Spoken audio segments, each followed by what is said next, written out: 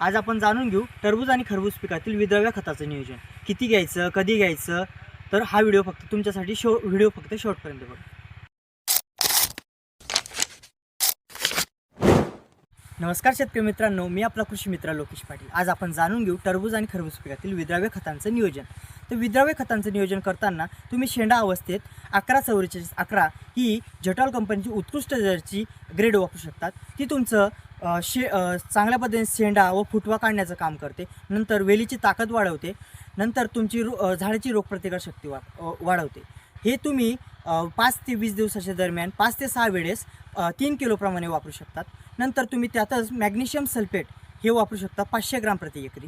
अशा पद्धतीने तुम्ही नंतर तुम्ही सेटिंग अवस्थेत जेटॉल कंपनीची 15-15-30 ही उत्कृष्ट दर्जाची ग्रेड वापरू शकता. हे तुमचं फुलांची संख्या वाढवते व सेटिंग चांगल्या पद्धतीने उपलब्ध करून देते.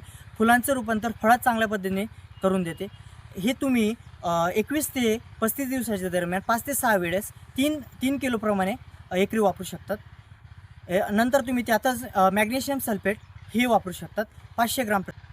तर तुम्ही फळ फुगवण अवस्थेत जेटॉल कंपनीची उत्कृष्ट दर्जाची 16-8-32 किंवा 0-35-35 ही ग्रेड वापरू शकतात. ती तुमचं फळ फुगवणचं काम करते, फळातील चकाकी वाढवण्याचं काम करते व फळातील गोडवा वाढवण्याचं काम करते.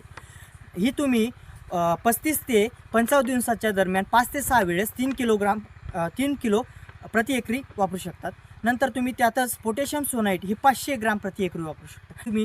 त्यानंतर तुम्ही प्रति 7 दिवसाने कॅल्शियम नायट्रेट हे प्रति एकरी 4 किलो प्रति एकरी वापरू शकतात.